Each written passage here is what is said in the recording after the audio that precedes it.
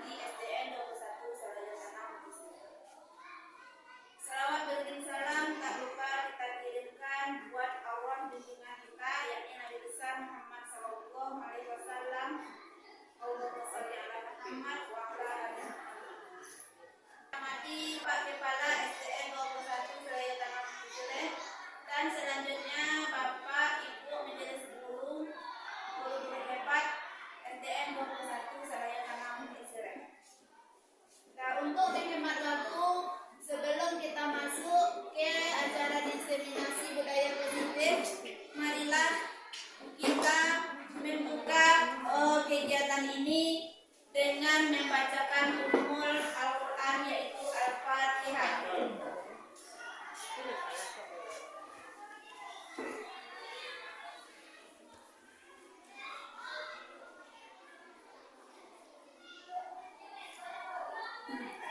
Semoga kegiatan yang kita laksanakan hari ini dapat berjalan dengan baik dan lancar dari awal hingga akhir hendaknya.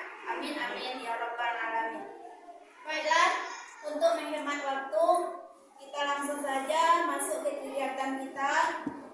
Kepada Bapak Kepala Sekolah kita untuk menyampaikan sepatah kata sebagai sambutan dalam kegiatan ini. Pada Bapak sudah cepat kita persilakan. Bismillahirrahmanirrahim. Assalamualaikum warahmatullahi wabarakatuh. Waalaikumsalam. Yang saya hormati Bapak dan Ibu Majelis Guru SD 21 Salayatanam Israel. Saya bersimpati kepada Ibu Kak sebagai penggerak ke-9 pada tahun ini. Mudah-mudahan dengan permintaan rahmat guru kita di studi menjadi guru penggerak angkatan ke-9 tahun 2023 ini bisa berhasil dan berharap mendapat yang baik lulus. Kesempatan ini kita kumpul bersama dalam rangka penyampaian judul yang sudah berjudul adalah diseminasi budaya positif yang menjadi tugas dari guru penggerak saat ini yang disampaikan oleh kita. Mudah-mudahan apa yang kita sampaikan nanti bermanfaat bagi kita dalam memberikan pembelajaran pada anak didik kita. Mungkin itu yang dapat saya sampaikan pada pembukaan pada hari ini untuk penyampaian diseminasi budaya positif pada ibu kesehatan.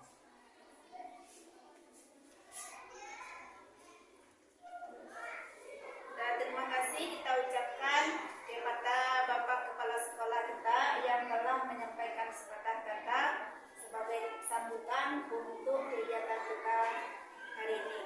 Untuk pendek waktu, marilah kita langsung saja dalam kegiatan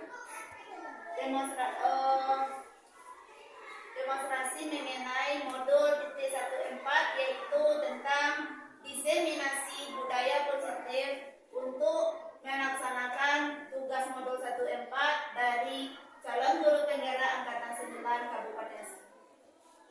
Dan selanjutnya saya akan memperkenalkan dalam kegiatan penggerak.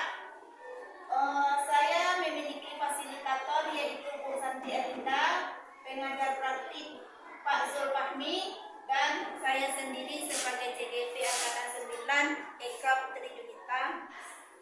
Dan judulnya adalah Pembuatan Keyakinan Kelas dan Penerapan segitiga restitusi sebagai perwujudan dari budaya positif di SDN 21 Selayu Tanah Bukit Silek. Nah,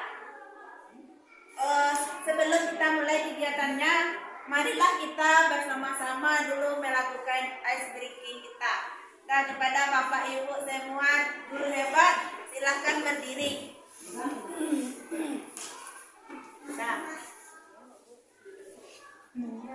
Nah, kita menguji konsentrasi kita. Nah, apa yang saya minta kepada Ibu Bapak guru hebat untuk menyebutkan yang apa yang saya baca, bukan menjumlahkan. Nah, kalau saya ucapkan, Ibu Bapak guru menyebutkan apa yang saya sampaikan. Nah, kita mulai. Ayam bebek, ayam bebek. Ayam bebek, ayam bebek. Bebek ayam, ayam bebek. Bebek ayam, ayam bebek. Ayam bebek, bebek ayam. Ayam bebek, bebek ayam. Bebek, bebek, bebek. Bebek, bebek, bebek. Ayam, ayam, ayam. Ayam, ayam, ayam. Berapa jumlah ayam? Berapa jumlah ayam? 3. Nah, itu contohnya. Jadi, kita menguji konsentrasi dari Bapak. Instruksinya adalah ayam bebek. Tapi kita tidak menghitung jumlah dari ayam bebek, ayam bebek. Nah, kita mulai lagi. Ayam bebek, ayam bebek. Ayam bebek, ayam bebek. Bebek ayam, ayam ayam. Bebek ayam, ayam ayam. Bebek, bebek, bebek. Bebek, bebek, bebek. Ayam, ayam, ayam. Ayam, ayam, ayam. Berapa jumlah bebek? Berapa jumlah bebek? Nah, berapa jumlah bebek Bapak Ibu? Bebek 10. Ayam 8. Jumlahkan. Berapa jumlah? Tapi tidak ulang. Makan nggak? Bapak Ibu, berarti konsentrasinya belum betul lagi. Tadi kan sudah disampaikan, kita membaca ayam bebek, tapi kita tidak menentukan jumlahnya. Nah, nanti Pak, tepuk tangan dulu buat Pak Ustaz. Nah, terima kasih sudah menjawab berapa jumlah bebek, tapi yang kita tanyakan bukan berapa jumlah bebek. Mengulang kembali. Nah, berarti kita jawabannya hanya mengulang ulang. Nah, sekarang kita lanjut lagi. Nah, sebelum kita mulai kegiatan, kita buat dulu kesepakatan kelas supaya kelas kita ini dapat berjalan dari awal sampai akhir dengan hikmat. Nah, kita meminta kepada Bapak Ibu guru apa kesepakatan yang akan kita lakukan hari ini. Sebelum kita mulai kegiatan, mulai dari awal hingga akhir. Nah, saya minta untuk Bapak Ibu guru hebat mengisi lembaran seperti kemarin.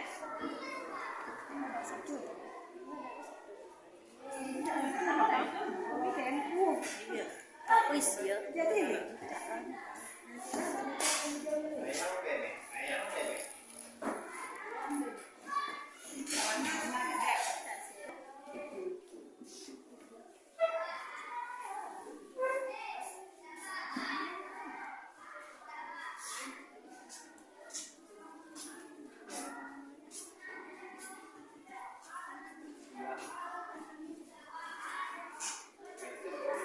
Naik deh. Udah nada gue. Iya, iya. Pena sih. Harus ya.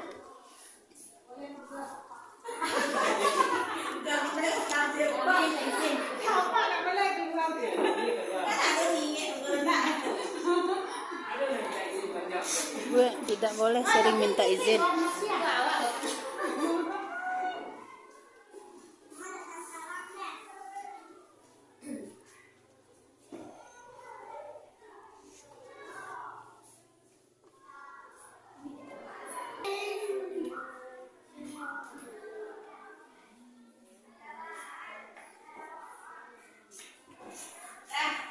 Kita sudah membuat kesepakatan secara bersama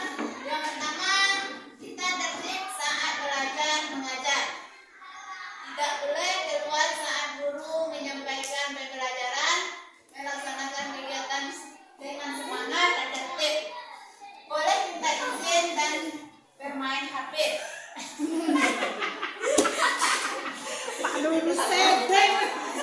Bagus sekali. Cepat berbicara selama kegiatan fokus untuk mendengarkan narasumber, mengikuti dengan tertib, serius mengikuti kegiatan. Jadi pada intinya kita boleh melihat HP, tapi serius mengikuti kegiatan dari awal hingga akhir. Nah, sekarang kita lanjut. Nah, sekarang kita akan membahas 6 topik yang berhubungan dengan budaya positif. Yang pertama, disiplin positif dan nilai-nilai kebajikan. Yang kedua, teori motivasi, hukuman, dan restitusi. Yang ketiga, keyakinan kelas. Yang keempat, kebutuhan dasar manusia. Yang kelima, 5 posisi kontrol. Dan yang keenam, segitiga restitusi.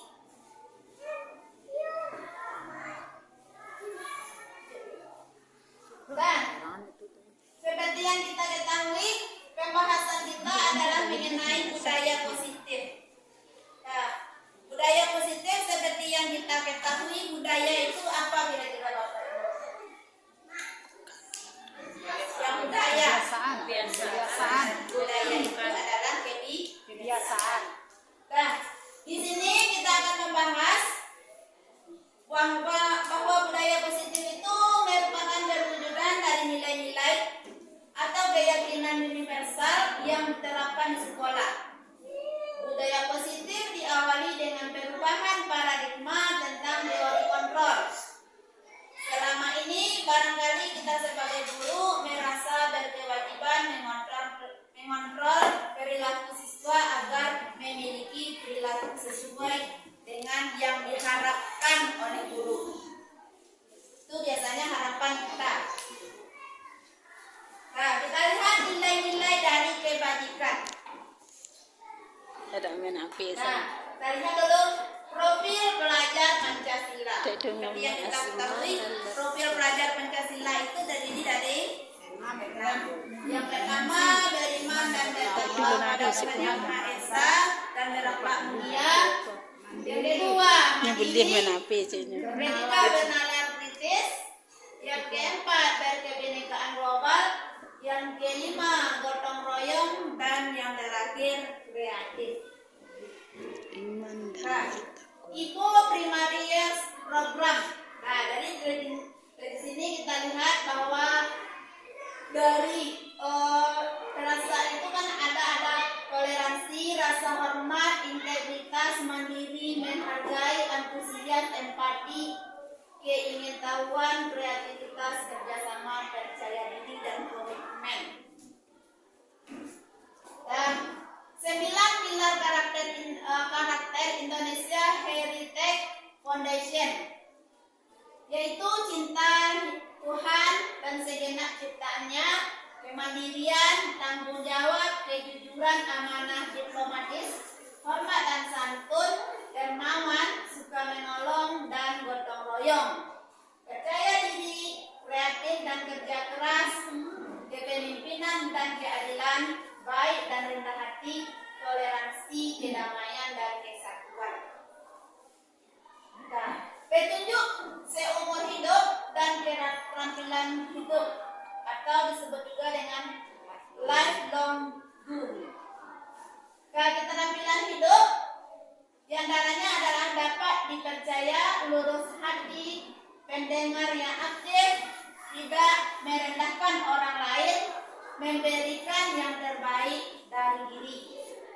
Nah, petunjuk hidup itu diantaranya peduli, penalaran, bekerja sama, keberanian, keingintahuan, usaha, keluasan atau fleksibilitas, berorganisasi, kesabaran, ketekunan, kehormatan, memiliki rasa humor, berinisiatif, integritas, pemecahan masalah, sumber pengetahuan, tanggung jawab, dan persahabatan. Kesetan esensial virtus, building moral intelligence. Di antaranya adalah empati, suara hati, kontrol diri, rasa hormat, kebaikan, toleransi, dan keadilan. Nah, kita lihat the virtues project dari nilai-nilai kebaikan itu banyak. Di antaranya ada peduli. Nah, ada keterserangan, kebersihan, komitmen, belas kasih, percaya diri. Nah, itu adalah proyek dari nilai-nilai kebajikan kita sebagai manusia. Nah, di sana dari keserangan berarti ada nilai keberanian. Itu adalah semua dimiliki oleh kita dan beserta didik kita.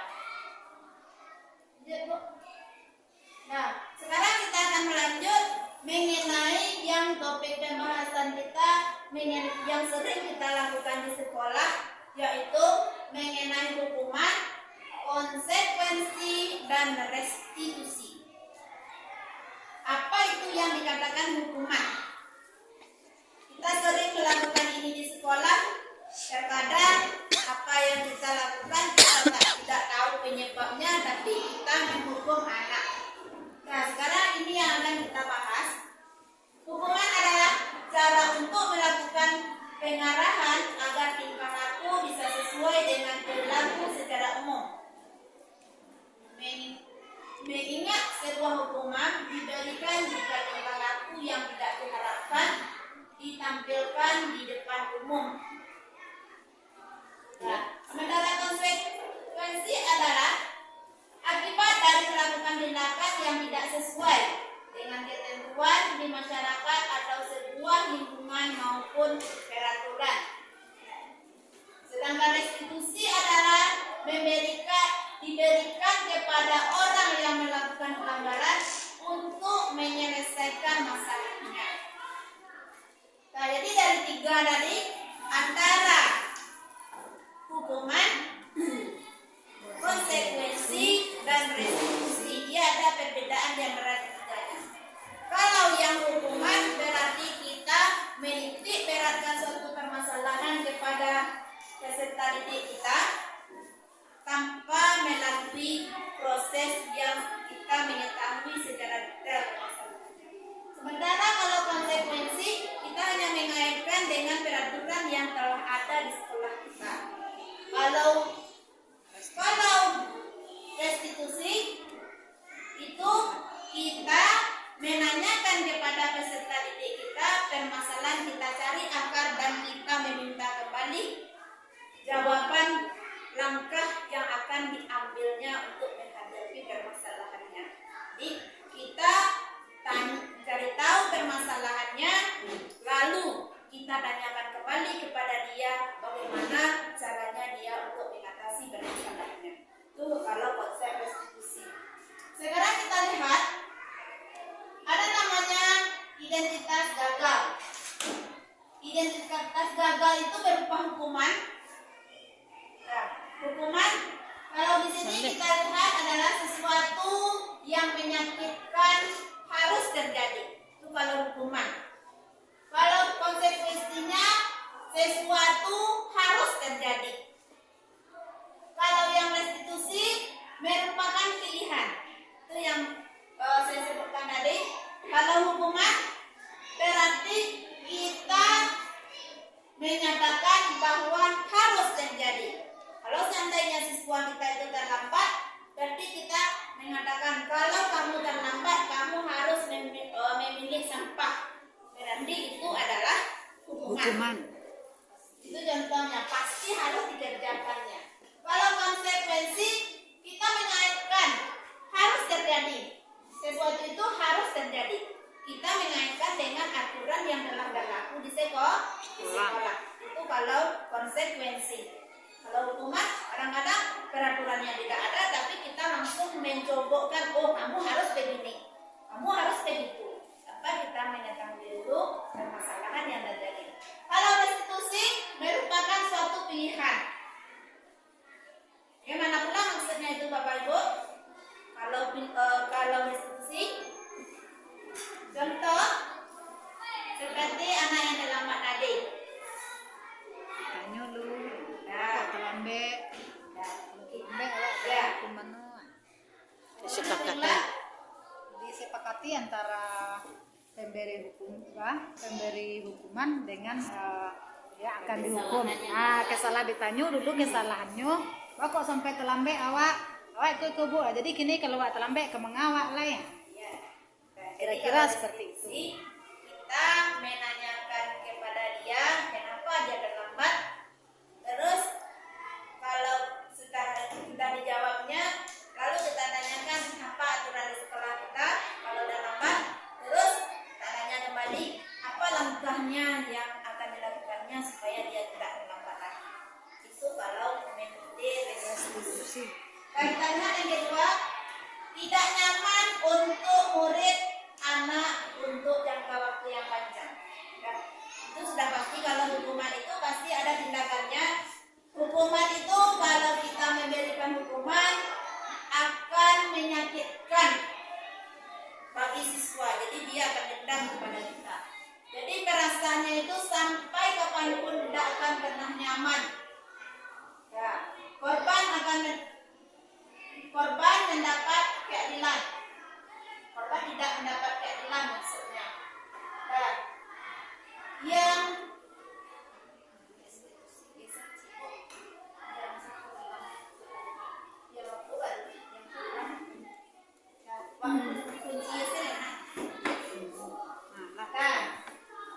di sana akan dia agresif, pasif agresifnya akan meningkat.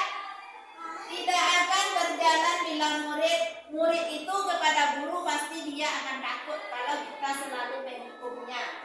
Peraturannya adalah kamu harus, anak itu hanya meningkat kalau dia terlambat berarti kamu harus membersihkan WC, harus membersihkan sampah.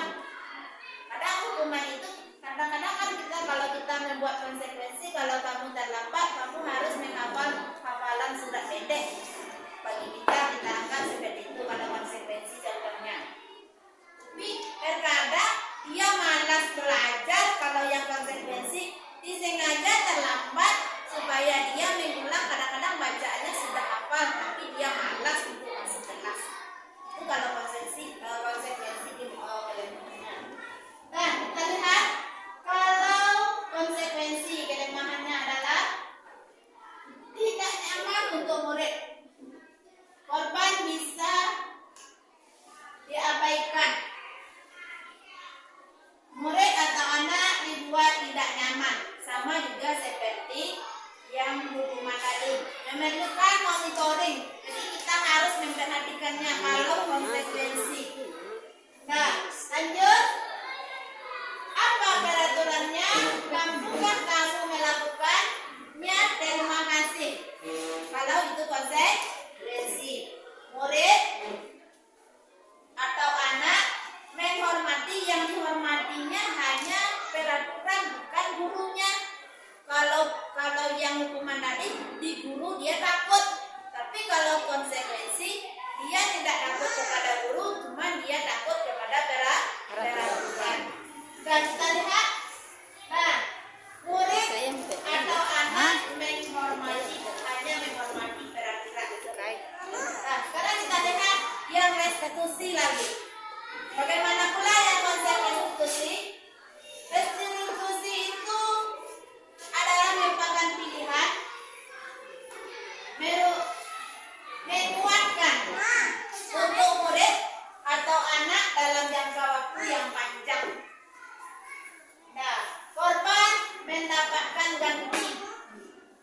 Murid atau anak mendapatkan penguatan, masalah terpecahkan, murid belajar bertanggung jawab untuk berlakunya, fokus pada pemecahan masalah dalam jangka waktu panjang.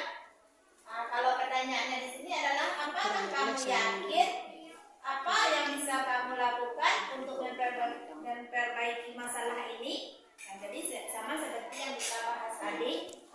Nah, kalau yang konsep restitusi berarti kita mengetahui dulu permasalahan anak, kita mengetahui apa yang dilakukan anak-anak, mengetahui kesalahannya, dan anak juga mengetahui apa langkah yang akan dilakukannya untuk memperbaiki kesalahan yang dilakukannya. Nah, kita lihat dari segi negatif, kalau yang hukuman itu sifatnya adalah negatif. Awas, kalau dilakukan lagi ya, nanti awas kamu. Berarti ada rasa takut pada diri anak, ada rasa mendongkol, ada rasa dendam. Yang kedua, kalau yang kita terapkan itu adalah konsekuensi, maka dia netral. Lakukan apa yang saya katakan.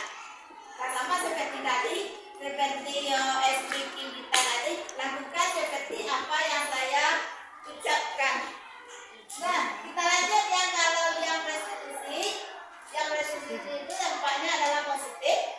Maksudnya, apakah hal itu yang sesungguhnya ingin kamu lakukan? Jadi kita bertanya, apakah yakin dia dengan pilihannya?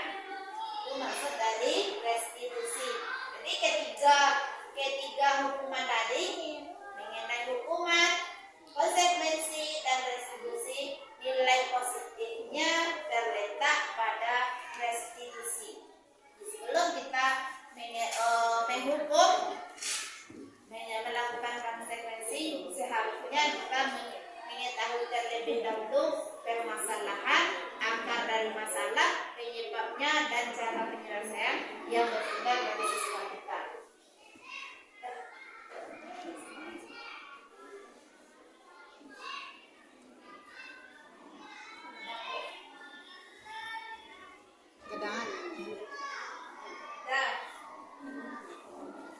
Nah, kalau hukuman itu berarti dia adalah paksaan. Nah, kalau untuk konsekuensi itu antara stimulus dan respon. Kalau yang teori restitusi itu adalah teori kontrol. Jadi yang merubah itu bukan kita, tapi adalah anak itu sendiri yang ingin berubah. Lanjut, Bu. Nah,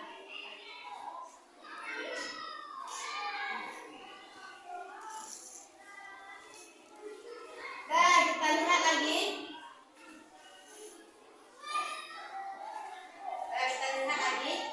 Identitas dari antara yang tiga tadi, antara hukuman, konsekuensi, dan restitusi. Itu masih tetap mengenai kedisiplinan siswa. Kalau yang hukuman, berarti anak akan menyembunyikan kesalahannya. Kadang dia tidak mau jujur. Kalau yang konsekuensi, anak belajar taat peraturan, tapi yang diikuti hanya peraturan. Kalau yang restitusi, anak akan belajar untuk memecahkan masalah. Itu inti dari restitusi. Yang kedua, mencoba mengontrol anak dengan penguatan negatif. Nah, jadi dia imbasnya adalah kesalahan. Jadi apa yang dia lakukan berarti rasa takut yang ada di sana. Mencoba mengontrol anak dengan penguatan positif. Konsekuensi itu nilainya juga nilai positif, tapi dampaknya tidak 100% dapat untuk dipakai. Itu kalau konsekuensi. Karena dia malas kalau kita pakai konsekuensi, dia mengikuti peraturan tadi, tapi dia kadang ingin melalaikan hal yang lain, yang lebih utama. Kalau restitusi, anak akan paham bahwa dirinya sendiri yang pegang kendali kontrol. Jadi yang mengontrol dirinya bukan guru, bukan peraturan, tetapi adalah dirinya sendiri.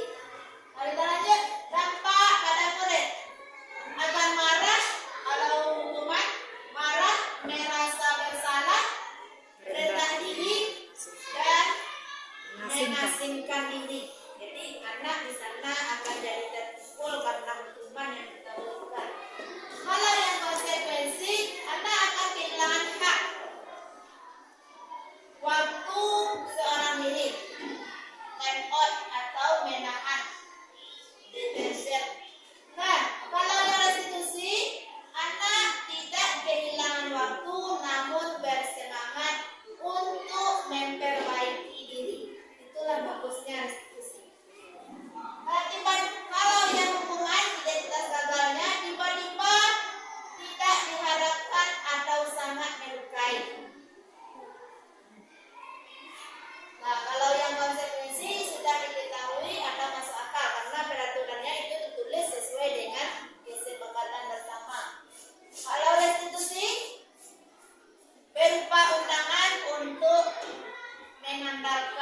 mengadakan restitusi. Jadi kita tidak dengan rasa emosi kita kalau melakukan restitusi.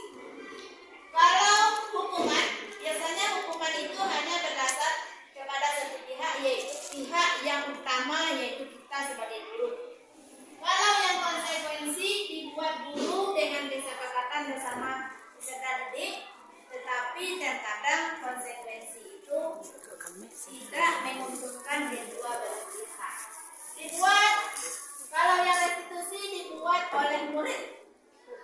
Nah, identitas tunggal untuk hukuman yang selanjutnya adalah menyakitkan guru menjalani konsekuensi dengan menyalahkan, mengkritik, menyindir, dan merendahkan. Kalau yang konsekuensi membantu guru menyatakan peraturan, melakukan peringatan, dan menerapkan konsekuensi. Nah, kalau restitusi menguatkan guru menyebutkan keyakinan kelas, membimbing kerangka acuan berpikir restitusi murid atau anak. Lanjut tuh. Nah, lanjut.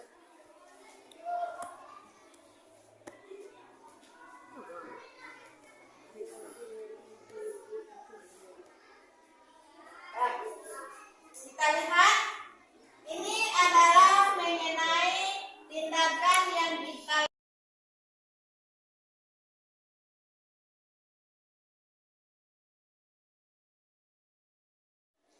hukuman, konsekuensi, dan restitusi. Kita lihat mana yang masuk hukuman, mana yang masuk konsekuensi, dan mana yang tergolong kepada restitusi. Kita lihat.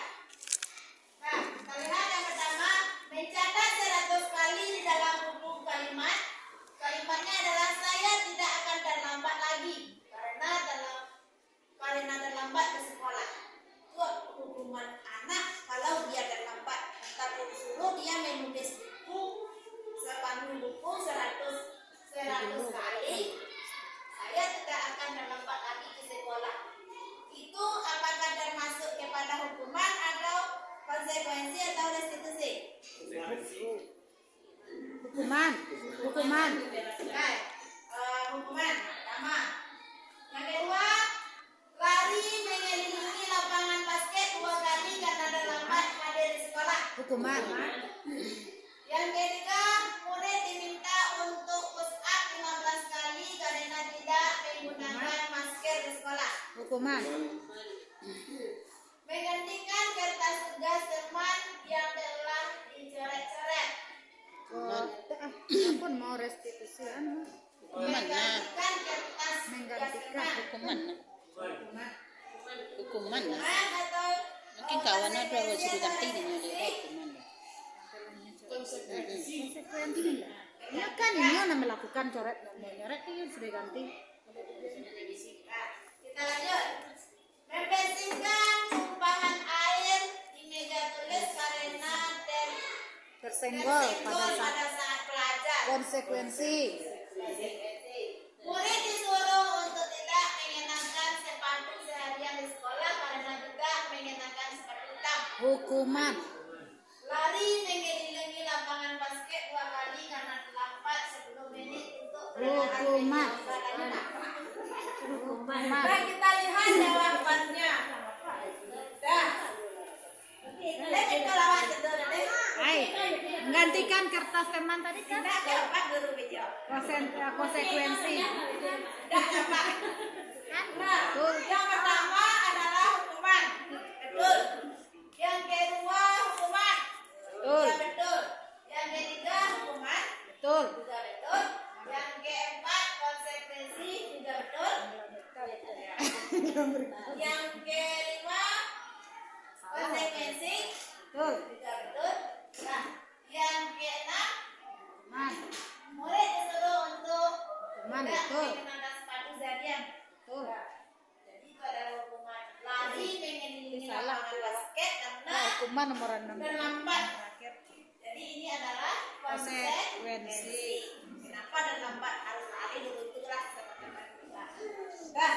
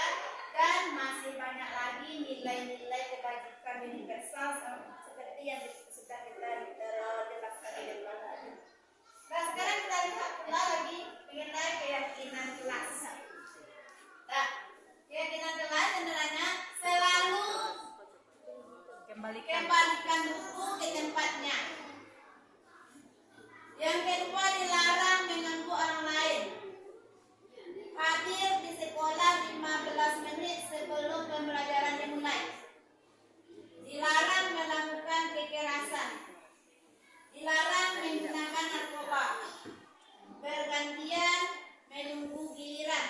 Gunakan masker, jangan berlari di kelas atau Nabi dan tadi tinggal koridor.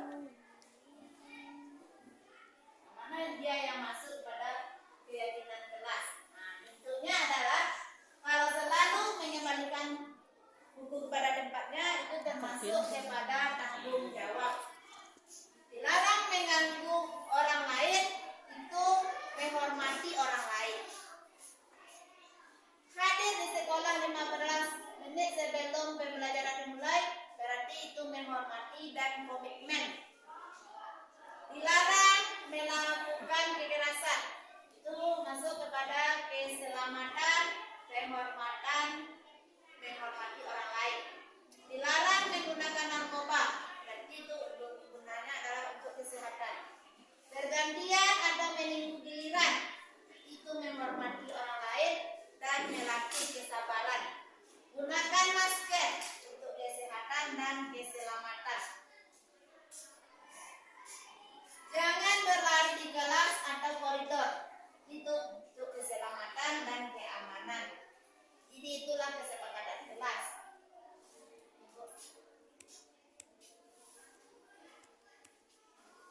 Nah, kita lihat lagi 5 dari kebutuhan dasar dari manusia. Seperti yang kita ketahui bahwa kita sebagai manusia itu kita memiliki kebutuhan dasar. Tidak hanya kita, murid kita dia juga memiliki kebutuhan dasar. 5 kebutuhan dasar yang dimiliki oleh manusia itu terdiri dari yang pertama adalah kasih sayang dan rasa diterima. Yang kedua adalah kebebasan. Yang ketiga kesenangan. Yang keempat penguasaan. Dan yang kelima bertahan hidup. Itu adalah 5 kebutuhan dasar dari manusia. Nah, kita lihat dulu kebutuhan dasar mengenai kebutuhan bertahan hidup atau yang disebut dengan survival, merupakan kebutuhan yang bersifat fisiologis untuk bertahan hidup, misalnya kesehatan, rumah, dan makanan.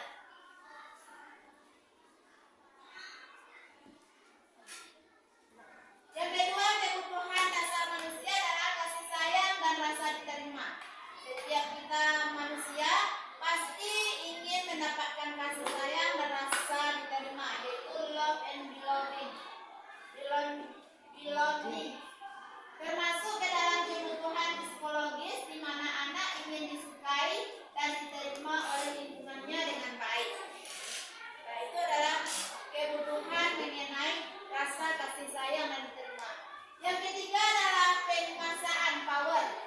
Merupakan kebutuhan pengakuan atas kemampuan yang berhubungan dengan kekuatan untuk mencapai sesuatu, menjadi kompeten, menjadi terampil, diakui atas prestasi dan keterampilan yang dimiliki. Dapat membuat capaian dihormati, didengarkan, meningkatkan, dan memiliki rasa yang harga dirinya diakui. Itu adalah dasar kebebasan. Nah, lanjut kepada kebebasan. Anak atau freedom. Anak-anak dengan kebutuhan kebebasan yang tinggi menginginkan pilihan. Mereka perlu banyak bergerak, menyukai hal yang baru dan menarik, dan suka mencoba-coba. Yang selanjutnya adalah kesenangan atau fun. Kebutuhan untuk mencari kesenangan, bermain, tertawa, di mana anak biasanya ingin menikmati apa yang mereka lakukan. Nah, sekarang tugas kita lagi. Tugas kita sebagai guru. Nah, saya ingin meminta kepada Bapak Ibu guru hebat untuk membacakan dan nanti kita akan menjawab pertanyaan dari 5 kebutuhan dasar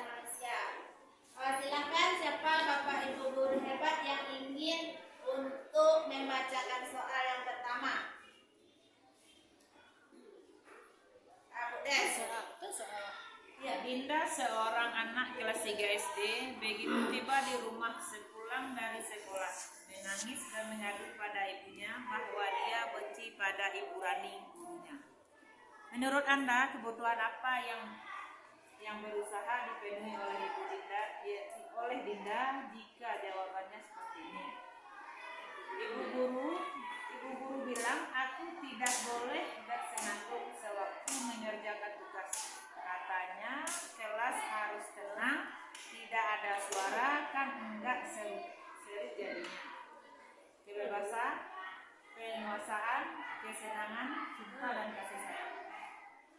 Nah, kira-kira dari 5 kebutuhan dasar manusia tadi, mana yang tidak didapatkan oleh Dinda?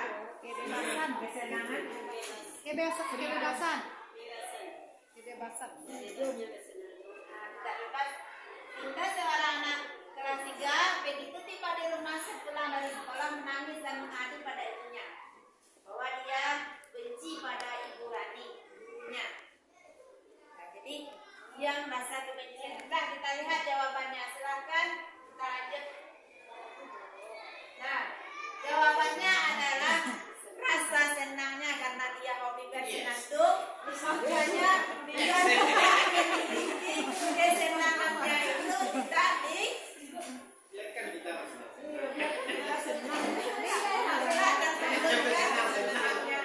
Nah, kita lanjut.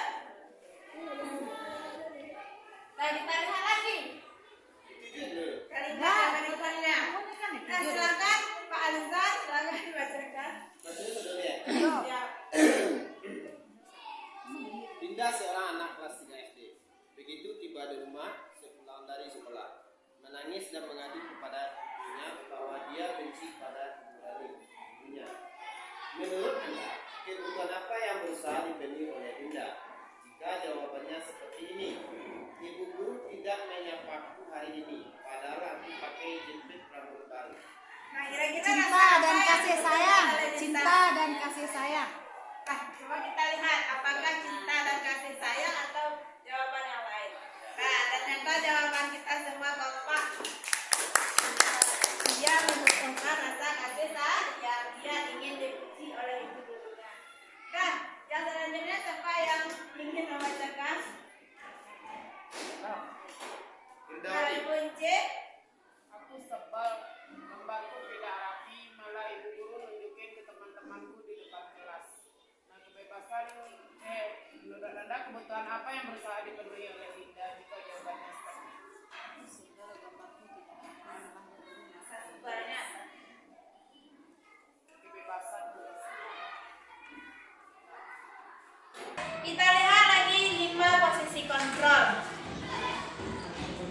Nah, di 5 posisi kontrol ini ada yang namanya posisi penghukum, posisi pembuat orang merasa bersalah, posisi teman, posisi pemantau, dan posisi manajer.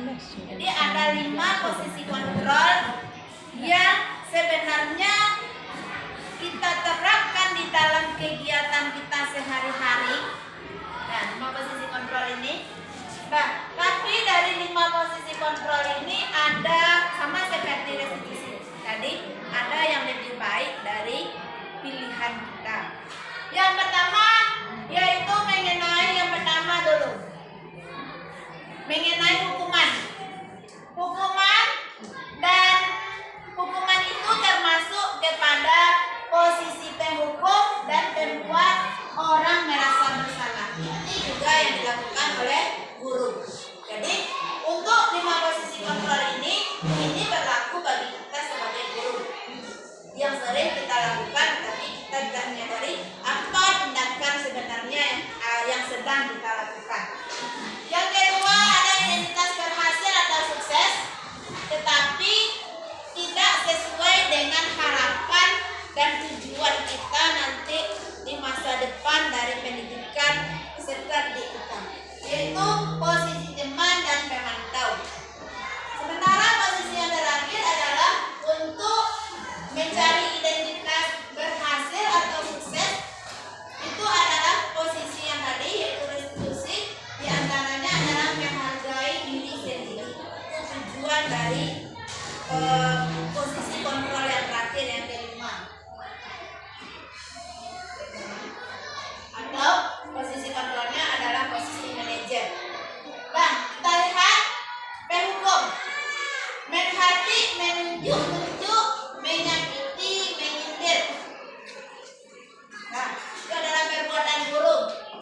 Guru berbuat Nah, berkata, berceramah mengatakan seharusnya itu kecewa itu adalah posisinya adalah membuat orang merasa bersalah.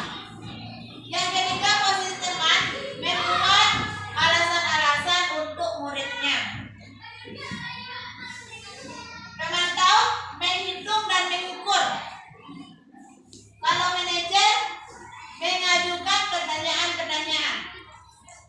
Nah, guru berkata, kalau di sana kan dapat kita lihat guru berbuat, guru berkata. Hasilnya bagaimana? Nah, kalau hasil dari perbuatan untuk penghukum itu adalah memberontak batin siswa kita, menyalahkan orang lain dan berbohong. Kalau yang membuat orang merasa bersalah, menyembunyikan, menyangkal dan menjadi pembohong juga, sama seperti penghukum. Nah, kalau teman, anak itu dia akan menjadi ketergantungan. Kalau teman tahu, menyesuaikan diri bila diawasi. Jadi kalau kontrol berarti saat kita kontrol berarti dia akan mengikuti perintah kita. Kalau tidak kita kontrol maka dia akan melakukan. Kan sering yang disarankan seperti itu, kalau kita kontrol maka kegiatan kita harian kalau lagi sekali mulai bergerak. Tapi kalau nggak diperhatian, hanya kadang-kadang lari saja. Ya sama seperti kalau sholat, kalau disuruhan baru nyari, kalau tidak disuruhan hanya mainan saya. Aku rasa itu kan ada tidak. Nah, kalau posisi manajer, berarti dia akan menguatkan pribadi. Jadi dia bekerja bukan karena orang lain, tetapi karena dasar jawab sendiri, merupakan tanggung jawabnya. Nah,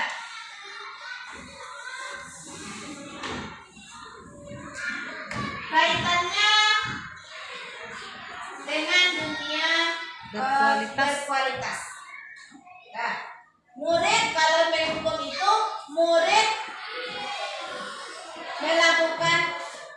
meletakkan guru itu tinggal dunia berkualitas. Berarti merasa bagi kita itu adalah musuh bagi dia, karena dia merasa kita hakimi dan merasa hanya kena hukum saja kalau melakukan kesalahan. Kalau yang membuat merasa bersalah, murid meletakkan guru di dalam dunia berkualitas. Yang memposisi teman, murid meletakkan guru sebagai orang yang sangat penting di dunia yang berkualitas. Tetapi di sini kalau murid dia hanya terfokus ke mana guru yang memperhatikannya, sementara guru lain tidak dia menjadi utama bagi dia. Hanya guru yang lebih dekat pada dia sendiri yang menjadi kualitasnya. Kalau memantau, murid meletakkan guru peraturan dan hukuman di dunia yang berkualitas. Jadi dia hanya terfokus kepada apabila dia dipantau, maka dia akan bergerak. Kalau tidak dipantau, maka aturan itu tidak berlaku baginya. Nah, kalau manajer, berarti murid itu akan meletakkan dirinya sebagai individu yang positif di dalam dunia yang berkualitas. Itulah posisi mengenai posisi kontrol, meletakkannya pada dunia yang berkualitas. Nah, Yuk, sekian lanjut slide. ini baru minum. Dulu kan. Pak, aku pengen saya kira Pak. Nah, Nah, kita lanjut kepada tugas. Seperti tadi kita akan menjawab pertanyaan-pertanyaan siapa yang mengatakan. Nah, saya kecewa sekali dengan kamu. Giro-giro masih kampanye sesuai yang tadi. Mau susukan roh tadi. Saya kecewa sekali dengan kamu. Kira-kira dia masuk kemana? Guru. Iya, posisi kontrolnya kan ibu tadi. Aduh, yang masuk ke penghukum, membuat rasa bersalah, bersalah. teman. membuat rasa bersalah. Pembuat Saya rasa dengan kamu. pembuat rasa Membuat bersalah. rasa bersalah. Kamu tidak pernah benar melakukannya. Membuat rasa bersalah. Angkam selai. Kan itu kata-kata kalau bahasa awak saya lain. Kan kujo orang ini kujo siapa? Kamu pernah melakukannya. Oh, kamu tidak pernah benar melakukannya membuat rasa bersalah. Ya. Ayolah lakukan demi ibu atau bapak. Kira-kira masuk mana dia? Demi ibu atau bapak. Nah, iya tadi. Manajer, udah manajer. Ada 5. Yang pertama pembuat. Yang kedua pembuat rasa bersalah. Yang ketiga teman. Yang keempat pemantau dan yang kelima manajer. Yang mana? Ayo lakukan demi ibu bapak. Hukuman. Jangan tahu. Ya, ayo lakukan demi bapak dan ibu guru. Nanti kita lihat apakah kamu mau mendapatkan 3 bintang hari ini? Manajer. Manajer. Manajer. Nah, bagaimana kamu bisa menyelesaikan masalah ini? Manajer. Kamu selalu yang paling terakhir. Membuat masalah. Nah, coba kita lihat. Apa yang hukum? Manajer, pemantau. Teman, ayo lakukan demi Nah, ibu. yang nomor 3 berarti betul. Ayolah lakukan demi ibu bapak. Itu teman. Nah, saya kecewa sekali dengan kamu. Berarti kita membuat peserta didik kita tadi merasa bersalah.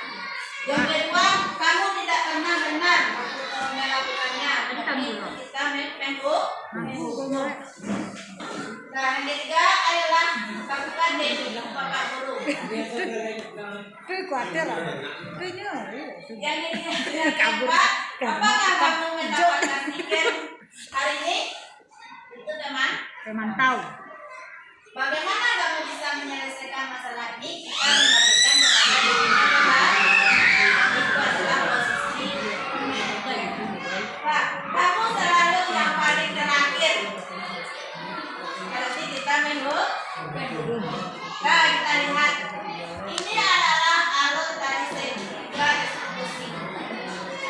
Segitiga restitusi ini adalah merupakan gambaran bagi kita untuk menyelesaikan masalah yang menggunakan restitusi. Nah, kita lihat yang segitiga restitusi itu yang pertama adalah menstabilkan identitas, yang kedua menvalidensi tindakan yang salah, yang ketiga menanyakan keyakinan. Itu. Nah, kita lihat apa yang disebut dengan menstabilkan identitas adalah untuk membuat anak merasa gagal karena berbuat salah menjadi positif terhadap dirinya. Jadi kita bukan menghukum, tetapi menanya kepada mereka sisi positif yang ada dalam diri mereka. Guru akan berkata, berbuat salah itu hal yang manusiawi. Tak ada manusia yang sempurna. Bapak ibu juga berbuat salah. Kita masih bisa menyelesaikan permasalahan ini. Bapak ibu guru tidak tertarik untuk mencari tahu siapa yang benar, siapa yang salah. Bapak ibu lebih tertarik untuk menyelesaikan masalah.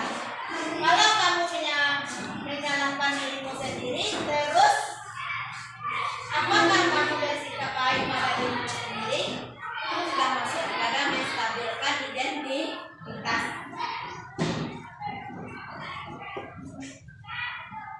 Nah, itulah yang ketiga. Nah, memvalidasi kebutuhan. Nah, guru akan berkata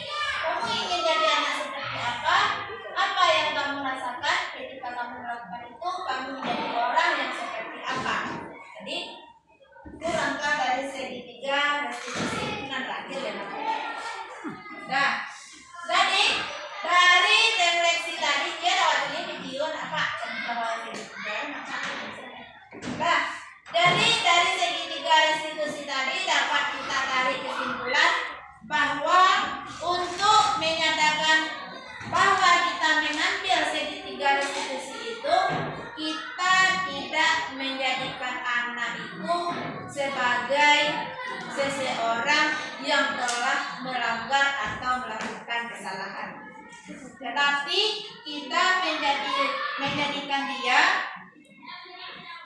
mengetahui apa kesalahannya, harusnya apa yang dilakukan, dan langkah apa yang akan diambilnya untuk mengatasi setiap permasalahannya. Itulah inti dari segitiga restitusi. Anak mengetahui kesalahannya, menyadari kesalahannya, dan menyelesaikan masalah dari dirinya sendiri. Nah, sebelum kita tutup, sebelum kita tutup, kita refleksi sedikit dulu.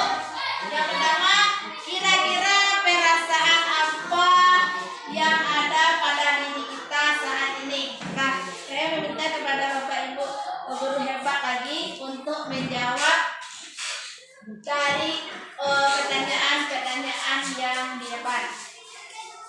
Ibu sekali. Yang satu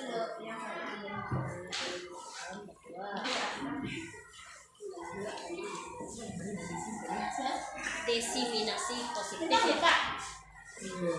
Ini diseminasi positif, diseminasi positif, Budaya positif. boleh. Ya, berarti ini ibunya ini cie nih. Oh, berarti cie Cie soal cie kertas. kertas.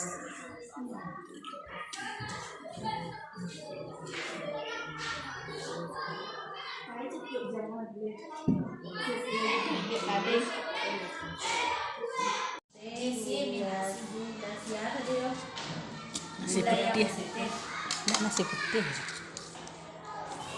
Setelah penjelasan saya jadi paham bahwa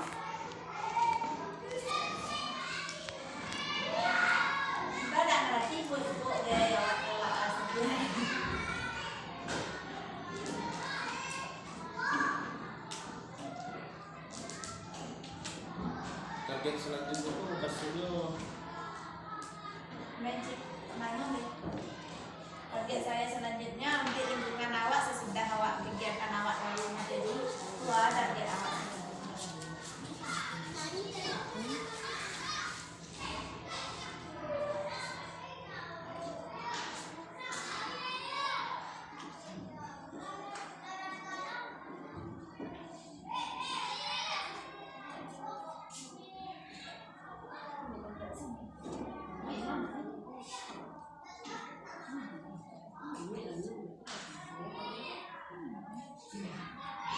Hukuman tadi cerai kah? Hukuman mana? Hukum penghukum yang mana? Hukuman Yang tiga konsekuensi. Yang lain restitusi.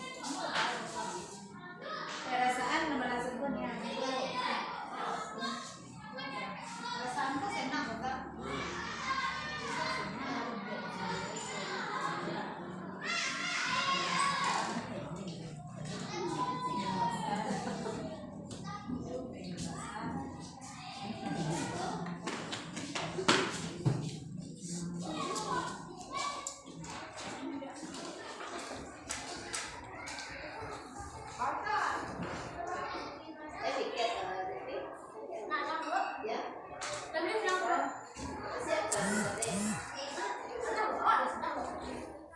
target saya selanjutnya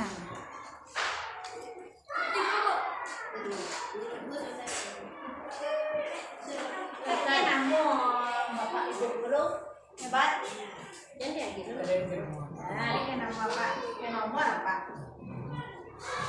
Ya temennya yang beda. Susah. Tidak nempel semen. sedikit lagi.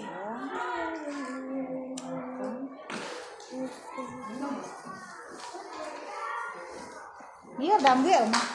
Malah nih orang Kemarin akan tugas.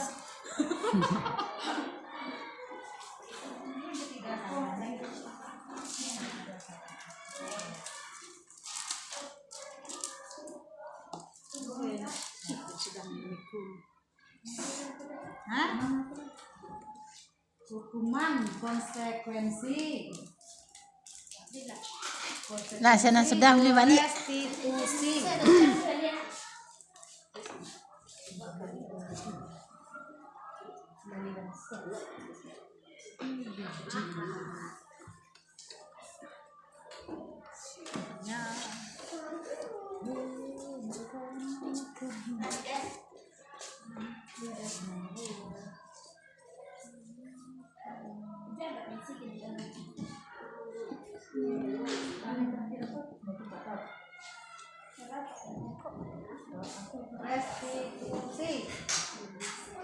Restitusi.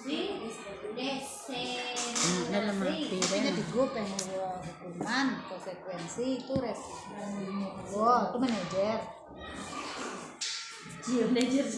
Hukuman. Pemberi hukuman. Oh, teman.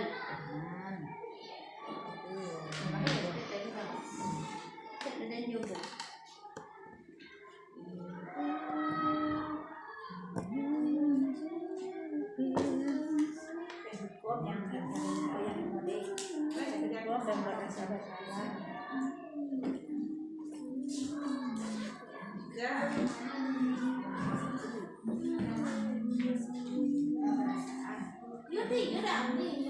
Bali anaknya sama judul. Inilah hasil presentasi dari paparan saya, diseminasi budaya positif yang kita terapkan di sekolah.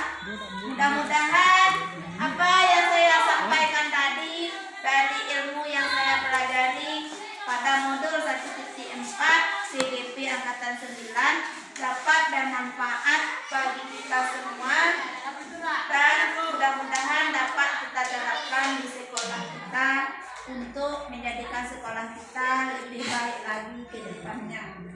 Saya cukupkan sampai ke sana. Saya ucapkan terima kasih kepada Bapak Kepala, Bapak dan Ibu Majelis Guru hebat yang telah menyaksikan dan mengikuti kegiatan kita ini dari awal hingga akhir. Kalau ada kata-kata yang salah, saya berharap Ibu Bapak Guru hebat bisa memaafkannya.